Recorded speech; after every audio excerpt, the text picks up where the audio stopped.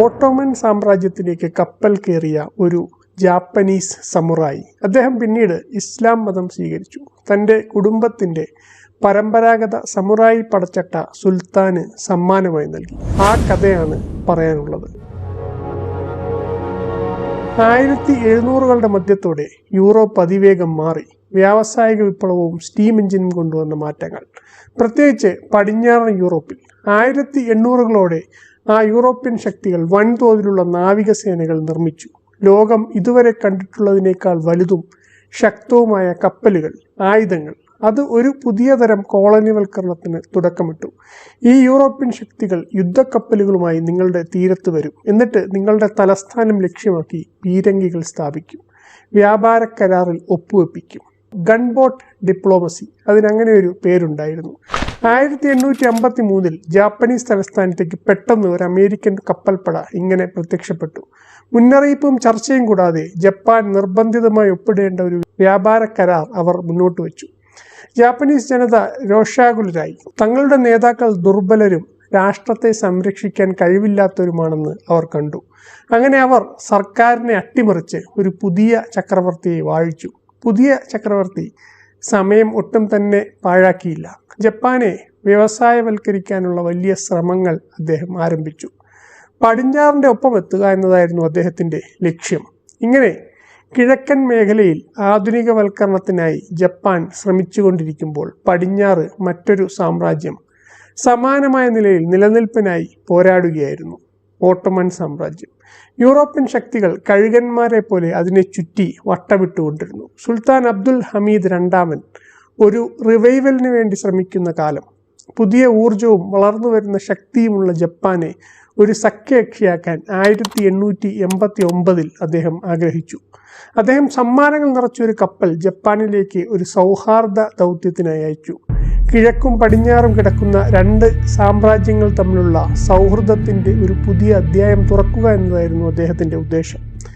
Japanese ചക്രവർത്തി കപ്പലിനെയും അതിലെ ജീവനക്കാരെയും സ്വാഗതം ചെയ്തു. ഓട്ടോമൻ സംഘം ഭരണകൂടവുമായി നേരിട്ട് കൂടിക്കാഴ്ച നടത്തി, സമ്മാനങ്ങൾ പങ്കിട്ടു. ഭാവി സഹകരണത്തെക്കുറിച്ച് സംസാരിച്ചുകൊണ്ട് അവർ 3 മാസം ജപ്പാനിൽ താമസിച്ചു.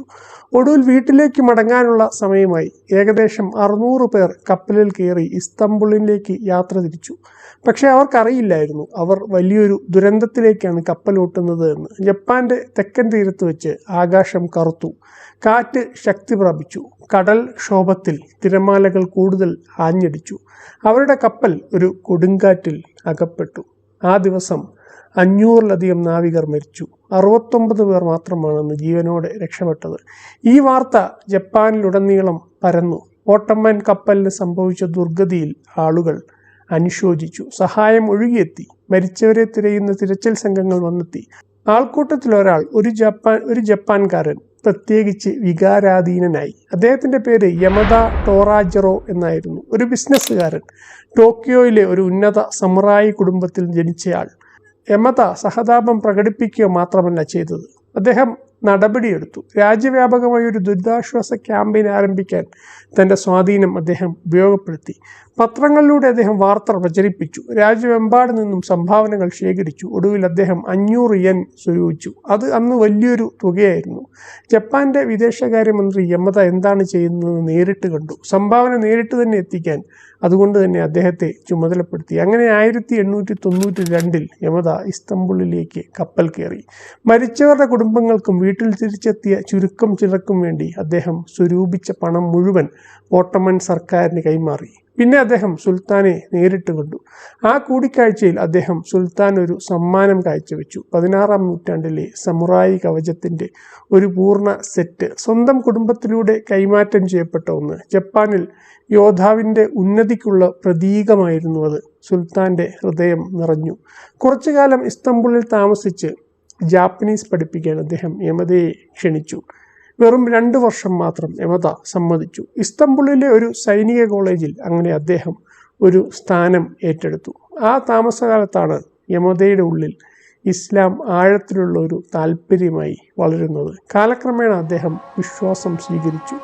അബ്ദുൽ ഹലീൽ എന്ന് പേര് സ്വീകരിച്ചു. ഔദ്യോഗികമായി മുസ്ലിമായി. ഒടുവിൽ 1893 അദ്ദേഹം ജപ്പാനിലേക്ക് മടങ്ങി. പക്ഷേ എന്തോ മാറ്റം, ഇസ്തംബുളിനെ അദ്ദേഹം മിസ് ചെയ്യാൻ തുടങ്ങി. അങ്ങനെ അദ്ദേഹം ഇസ്തംബുളിലേക്ക് മടങ്ങി. ഇത്തവണ അദ്ദേഹം അവിടെ ഒരു കട തുറന്നു. നക്കാമുറ ഷോട്ടൻ. ജാപ്പനീസ് സിൽക്ക്, പോർസലൈൻ, ചായ, മരപ്പണികൾ, യൂറോപ്പിൽ പെട്ടെന്ന് ഫാഷനായി മാറിയ എല്ലാത്തരം ജാപ്പനീസ് വസ്തുക്കളും അവിടെ വിൽക്കപ്പെട്ടു. അദ്ദേഹത്തിൻ്റെ കട ജനപ്രീതി നേടി. സുൽത്താൻ പോലും അവിടെ ഒരു സ്ഥിരം ഉപഭോക്താവായി. യമത ഒരു കടയുടമ മാത്രമായിരുന്നില്ല, ജപ്പാനും ഓട്ടോമൻ സാമ്രാജ്യത്തിനും ഇടയിലുള്ള ഒരു പാലമായി അദ്ദേഹം വർത്തിച്ചു. ജാപ്പനീസ് നയതന്ത്രജ്ഞരെ സന്ദർശിക്കുന്നതിനുള്ള ഒരു സ്ഥലമായി അദ്ദേഹത്തിൻ്റെ കട മാറി. അവിടെ വച്ച് ജാപ്പനീസ് ഓട്ടോമൻ ഉദ്യോഗസ്ഥർക്കിടയിൽ മീറ്റിങ്ങുകൾ ക്രമീകരിക്കാൻ അദ്ദേഹം സഹായിച്ചു. അങ്ങനെ ഇരു രാജ്യങ്ങളും തമ്മിലുള്ള ആദ്യകാല നയതന്ത്രത്തിൽ ഒരു പ്രധാന വ്യക്തിയായി അദ്ദേഹം മാറി. 1905 വരെ അത് തുടർന്നു. പിന്നീട് അദ്ദേഹം വീണ്ടും ജപ്പാനിലേക്ക് മടങ്ങി, ഹ്രസ്വകാലത്തേക്ക്. അവിടെ ജാപ്പനീസ് വ്യവസായത്തിന് ഓട്ടോമൻ നിർമ്മാണ സാങ്കേതിക വിദ്യകൾ പരിചയപ്പെടുത്തിക്കൊണ്ട് ഒരു സിഗരറ്റ് പേപ്പർ ഫാക്ടറി ആരംഭിക്കാൻ അദ്ദേഹം പ്രവർത്തിച്ചു.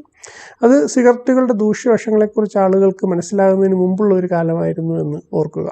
ജാപ്പനീസ് വായനക്കാർക്കായി ഇസ്തംബുളിലേക്കുള്ള ഒരു യാത്രാ ഗൈഡായ ടോക്കിയോ ഗഗാൻ എന്ന പുസ്തകവും അദ്ദേഹം ഈ കാലത്ത് എഴുതി. അത് ഇസ്ലാമിനെക്കുറിച്ചുള്ള ഒരു ആമുഖം കൂടിയായിരുന്നു. 1914 അദ്ദേഹം ഹജ്ജിന് പോയി. അതിനുശേഷം അദ്ദേഹം ഇസ്തംബുളിലേക്ക് 2 തവണ കൂടി യാത്ര ചെയ്തു.